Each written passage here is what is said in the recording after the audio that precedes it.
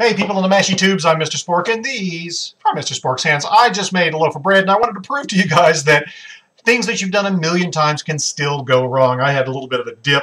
I think I got my dough a little too wet this time, so it collapsed a little bit on me. Maybe I overproofed it, who knows. It'll still taste great. It's just going to be funny looking slices, but it proves that you can do something a million times and still have something go wrong.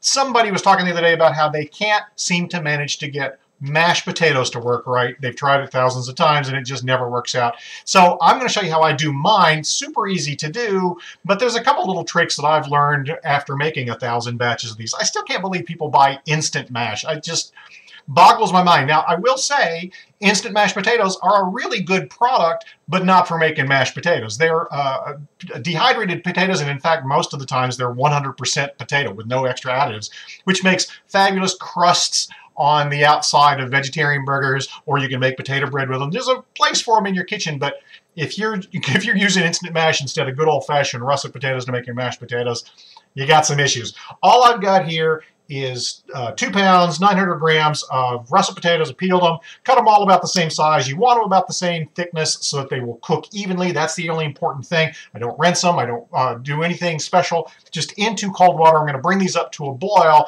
I'll show you how I proceed after that, and as soon as my bread cools.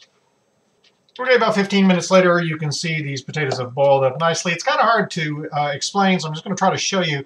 I use the knife test, and you want it to go in with just ever so slightly bit of resistance. If it goes in too easy and it falls apart like it is here on the edge all over the place, you've gone a little too far. And obviously, if you feel too much resistance on the knife, then you've not boiled it long enough. That's just going to take some practice. But for me, it's usually, as I say, about 15 minutes. Another little trick that I like to do sometimes, not all the time, in the last minute of boiling, I will take some whole garlic cloves. I'll peel these, of course. Take some whole garlic cloves and throw them in to just blanch them a little bit. Literally for about a minute, pull them out afterwards and mash them up. That makes fabulous garlic mashed potatoes. Just an option play if you want to. I'm going to go drain these now, but here's kind of an important point. I don't want to do a good job of draining them. I want to leave just a little bit of that super starchy liquid in the bottom of the pan, because that's what's going to help us make the perfect texture once we start to whip them. So go drain them, but don't do a good job.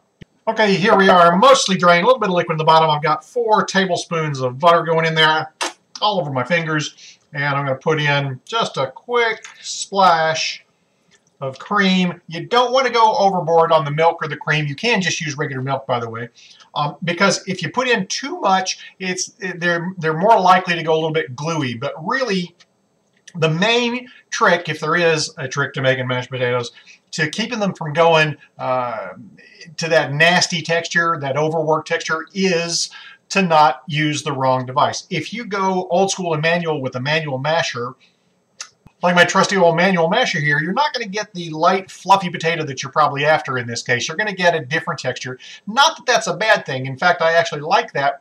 You can go check out my dill and vinegar potato video and see that I use just a manual masher for that reason. I don't want a lot of air whipped into it. But when you want creamy, fluffy, whipped potatoes, mashed potatoes, you do have to use a machine to work in that air. If you go on an upright mixer, everybody, a lot of people, I should say, have a upright mixer, and I try that. But you know what?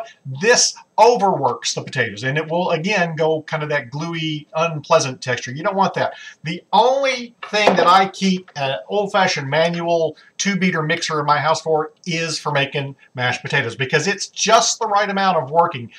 Almost impossible to overwork them into that gluey texture, but it will still get plenty of air whipped into them. Makes them absolutely delicious. Oh, I forgot to put in the salt and pepper. You'll notice that I didn't salt the water when I boiled them because of the way I drain them off and leave some of that water in there. I didn't want a big dose of salt in that last little bit of water that I leave in. So salt them now, and obviously this is pepper that just came out of my grinder. It should be painfully fresh, and I'm kind of a nut for black peppercorn in my mashed potatoes.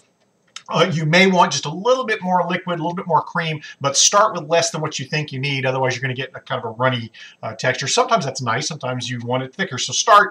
You can always add. You can't take away. Now here, I'm going to call these folks out. I bought this silly thing probably 10 years ago, and they advertised what was called a slow start. Now watch this. When I turn it on, It goes fast and then it goes slow, which it tends to shoot things all over the place. So if you're watching Cuisinart Engineers, you missed the mark on this one, although, as I say, this is an older mixer. They probably fixed it by now. Always test your mixer in the store if they'll let you take some potatoes in there. All right, so I'm going to whip these up, show you what it looks like.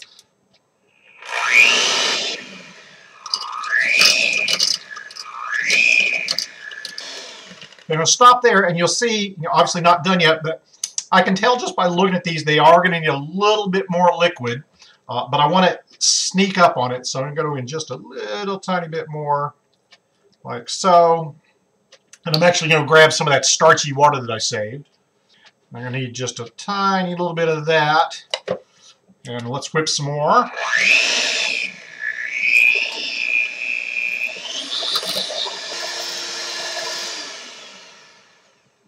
And there we go. After you've done chasing the lumps of potato that are left over around, you've got it nice and smooth. And look at that. That's the perfect texture. It holds to the spoon just the way I want. It's not too dense, not too airy. Just adjust the salt just a little bit. And yeah, it's me. So the rest of that pepper is going in there. Here I was trying to be all cautious and err to the side of caution, but it needs it. I think really if there is a trick to this, it's sneaking up on that liquid content so that you get just the right amount in and leaving them a little bit wet with that nice starchy boiling liquid. You're going to get perfect fluffy potatoes every time. I always call these mashed potatoes, I guess technically they're whipped potatoes, but there you go. These are going to go next to a meatloaf I got going on in the background. That's another video that's coming to you soon. Try it with whatever gravy you like, whether you like a beef gravy or a milk gravy. They work perfectly well for that. Put the lid on and put a towel over them if you need to keep them warm until dinner is ready. There you go, Mashed Potatoes 101. I hope you guys like it. Hope you guys try them. Go get you a cheap mixer for making your mashed potatoes because it will work better than any other device you've got in your house. Until next time, I'm Mr. Spork. These are Mr. Spork's hands, and now it's potato time. Cheers.